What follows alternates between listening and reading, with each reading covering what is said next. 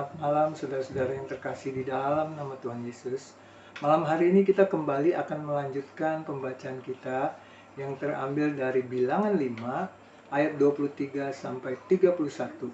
Namun sebelum kita membacanya, mari kita berdoa mohon pimpinan Tuhan.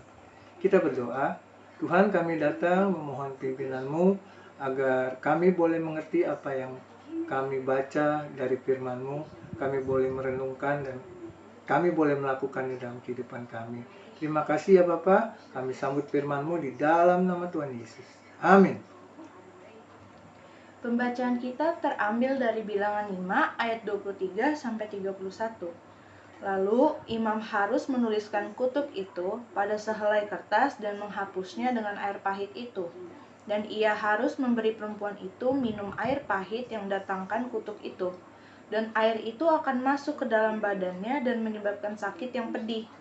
Maka haruslah imam mengambil korban sajian cemburuan dari tangan perempuan itu, lalu mengunjukkannya ke hadapan Tuhan dan membawanya ke mezbah. Sesudah itu haruslah imam mengambil segenggam dari korban sajian itu sebagai bagian ingat-ingatannya dan membakarnya di atas mezbah. Kemudian memberi perempuan itu minum air itu. Setelah terjadi demikian, apabila perempuan itu memang mencemarkan dirinya dan berubah setia terhadap suaminya, air yang mendatangkan sumpah serapah itu akan masuk ke badannya dan menyebabkan sakit yang pedih, sehingga perutnya mengembung dan pahanya mengempis, dan perempuan itu akan menjadi sumpah kutuk di antara bangsanya. Tetapi apabila perempuan itu tidak mencemarkan dirinya, melainkan ia suci, maka ia akan bebas dan akan dapat beranak. Itulah hukum tentang perkara cemburuan. Kalau seorang perempuan telah berbuat serong dan mencemarkan dirinya, padahal ia di bawah kuasa suaminya, atau kalau roh cemburu menguasai seorang laki-laki sehingga ia cemburu terhadap istrinya, ia harus menghadapkan perempuan itu kepada Tuhan, dan imam haruslah melaksanakan seluruh hukum ini kepada perempuan itu. Laki-laki itu akan bebas daripada salah, tapi perempuan itu haruslah menanggung akibat kesalahannya. Cemburu ternyata menjadi hal yang serius di hadapan Tuhan. Perempuan yang dicemburui oleh suaminya karena berbuat zina akan dibawa ke hadapan imam dan akan diuji dengan air pahit dan tulisan yang membawa kutub. Yang mana bila air pahit itu masuk ke dalam tubuh perempuan itu akan membawa dua reaksi. Kalau ternyata perempuan itu terbukti selingkuh atau berzina, maka perutnya akan membesar dan pahanya akan mengecil. Mungkin kalau sekarang bisa dikatakan dia seperti kanker rahim. Dan dia akan mendapat konsekuensi sosial, dia akan dikucilkan oleh kaumnya. Tapi kalau tidak terbukti, maka dia akan selamat dan akan memiliki keturunan.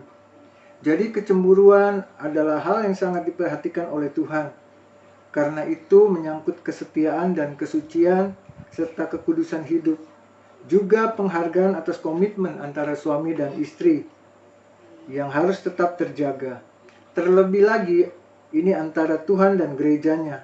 Oleh karenanya mari kita renungkan bersama sejauh apa kita menghargai komitmen kita kepada pasangan dan kepada Tuhan kita. Demikianlah pembacaan firman dan sedikit ulasannya.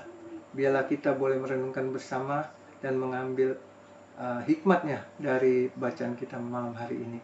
Kita berdoa. Bapa, terima kasih untuk firman-Mu yang Kau nyatakan bagi kami. Kau telah mengingatkan kami untuk kami boleh menghargai Tuhan komitmen kami kepada pasangan dan juga kepada Tuhan, sehingga kami tidak berlaku serong di hadapan Tuhan, sehingga kami juga kedapatan setia, kami kedapatan hidup kudus di hadapan Tuhan. Kami tahu Tuhan akhir zaman ini tidak mudah, tapi kami percaya bersama firman-Mu dan Roh-Mu yang kudus, kami akan dimampukan. Terima kasih Bapa, dalam nama Tuhan Yesus kami berdoa dan mengucap syukur. Haleluya, amin. Shalom, Tuhan Yesus memberkati. Firman-Mu pelita bagi kakiku, terang bagi jalan.